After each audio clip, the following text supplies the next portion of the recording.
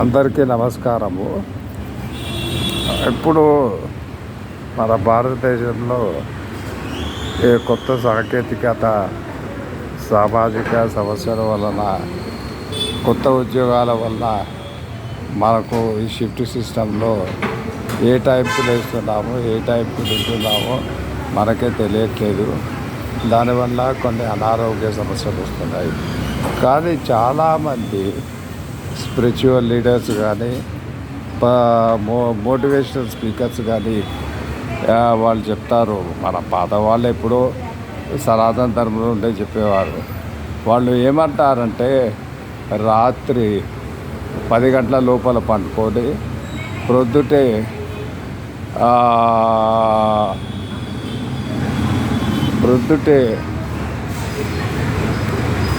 ప్రొద్దుటే 4 గంటలకు లేచి ఒక 15 నిమిషాలు ఏమీ మాట్లాడకుండా మౌనంగా ఉంటే, అంటే మెడిటేషన్ అనుకోండి, ఏదన్నా అనుకోండి, చేసి ఆ తర్వాత మళ్ళా ఒక 5 నిమిషాలు కేటాయించి ఈరోజు నేను చేయవలసిన కార్యక్రమాలు ఏంటి అనేవి ప్రణాళిక ఒక పేపర్ మీద చేసుకోవాలి. ఆ తర్వాత స్నానం చేసి దేవుడికి పూజ చేస్తే దేవుడికి పూజ చేసుకోవచ్చు. తర్వాత దేవుడికి దండం పెట్టుకోవచ్చు. అప్పటి వరకు ఈరోజు ఎలా అయిపోయిందంటే, ఈ మొబైల్ ఫోన్స్ వచ్చాక పొద్దున్న లేయంగానే సెల్ ఫోన్లో న్యూస్ చూడటము, న్యూస్ పేపర్. నేను దయచేసి ఒకటే అంటారు, ఎటువంటి న్యూస్ పేపర్ కానీ, తర్వాత సోషల్ మీడియాని కానీ 8 గంటల వరకు చూడకండి. ఇవన్నీ కార్యక్రమాలు చేసేదానికి 8 అవుతుంది. 8 తర్వాత మీరు స్నానం చేశాక 8:30కు బ్రేక్ఫాస్ట్ చేశాక మళ్ళీ ఒక 5 నిమిషాలు ఆలోచించండి, ఈ పనిని మీ కార్యాలయంలో ఎట్లా నిర్వహించాలని. అప్పటి వరకు ఏమీ చూడకండి. ఒకవేళ న్యూస్ పేపర్ చూసినా కానీ ఏదో హెడ్లైన్స్ అలా తీసి తిరిగి చూడాలి. తర్వాత మళ్ళీ యూట్యూబ్ అంటే ఏదో అలాగా తీసి పటాపట ఒక 2 నిమిషాలు 3 నిమిషాలు చూడాలి అంతే. దాన్ని వ్యసనంగా మారితే చాలా ఇబ్బందిగా మారుతుంది. ఈ మధ్య ఎక్కువ ఏమైపోయిందంటే, సామాజిక మాధ్యమాల్లో కొన్ని విషయాలు కరెక్ట్ వస్తాయి, కొన్ని విషయాలు ఫేక్ కూడా ఉంటాయి. అయితే మనము డైలీ ఇట్లా యూట్యూబ్, సెల్ ఫోన్లో చూడడం వల్ల మన పిల్లలు కూడా అలవాటు పడి ఈ వీడియో గేమ్స్కు వీటికి అలవాటు పడతారు. కాబట్టి మనం ఆదర్శంగా నిలబడాలి. ఆ తర్వాత మీరు ఈ కార్యాలయానికి కనీసం వారం రోజుల్లో 1 రోజు 2 రోజుల దగ్గర అయితే నడిచి వెళ్ళండి. ఎక్కువగా మంచినీటి బాటిల్ ఒకటి పెట్టుకోండి, నీరు ఎక్కువగా త్రాగండి. మళ్ళీ ఇంకొకటి ఏంటంటే, మీకు ఆరోగ్యంగా ఉంచగలిగే ఆహారాన్ని తీసుకోండి. అంతేకాని ఏదో ఒక విధంగా జీవితాన్ని గడుపుతామంటే కాదు. ఇక్కడ మన సనాతన ధర్మంలో ఎన్నో విషయాలు చెప్పారు. ఏ విధంగా ఉండాలి, ఎలా ఉండాలి, ఎటువంటి ఆహారం తీసుకోవాలి, ఏ సమయానికి పండుకోవాలి, ఏ సమయానికి లేయాలి, ఏ పనులు చేయాలి. కాకపోతే ఒక్కటి మాత్రం నేను అంటాను, తీసుకునే ఆహారంలో పొద్దుటే బ్రేక్ఫాస్ట్ 8-8:30కు తీసుకోవాలి.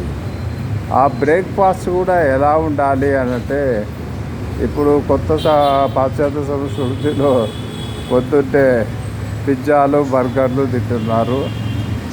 లేకపోతే మధ్యాహ్నం భోజనంలో పిజ్జాలు, బర్గర్లు, లేకపోతే బిస్కెట్, టీ అనేది పెడుతున్నారు.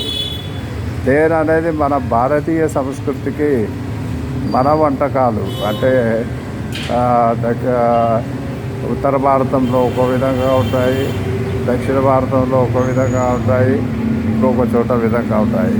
కాబట్టి పొద్దుటే తీసుకునే మీరు మీ యొక్క బ్రేక్ఫాస్ట్ మన ఇండియన్ టైప్ ఆఫ్ బ్రేక్ఫాస్ట్ అయి ఉండాలి. అది కూడా కొద్దిగా తీసుకోవాలి.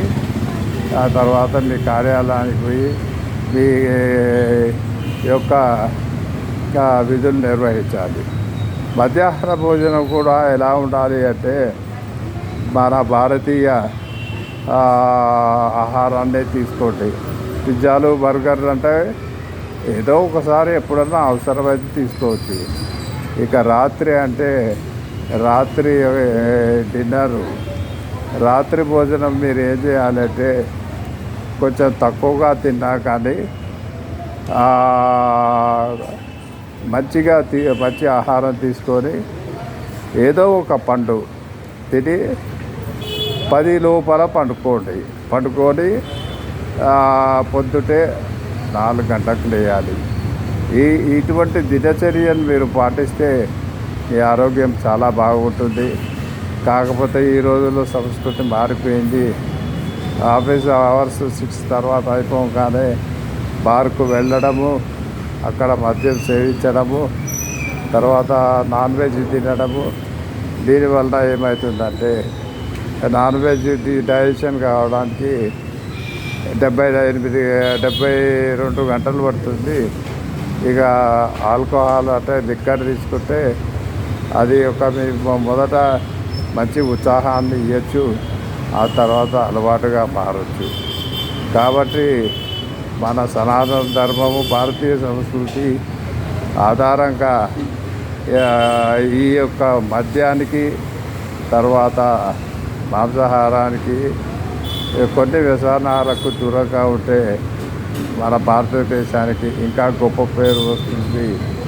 తర్వాత భారతీయులు అంటే ఇప్పటికే 10 సంవత్సరాల్లో భారతదేశం అంటే ఏంటి అందరికీ, అన్ని దేశాల వాళ్లకు తెలుస్తుంది. మనం ఇంకా డిసిప్లైన్గా ఉండి మన ఆహార అలవాట్లు కానీ, మనం తీసుకునే ఆహార పదార్థాల గురించి కానీ తెలిస్తే వాళ్ళు మనకి ఇంకా ఎక్కువగా గౌరవం ఇస్తారు. జై హింద్, జై భారత్.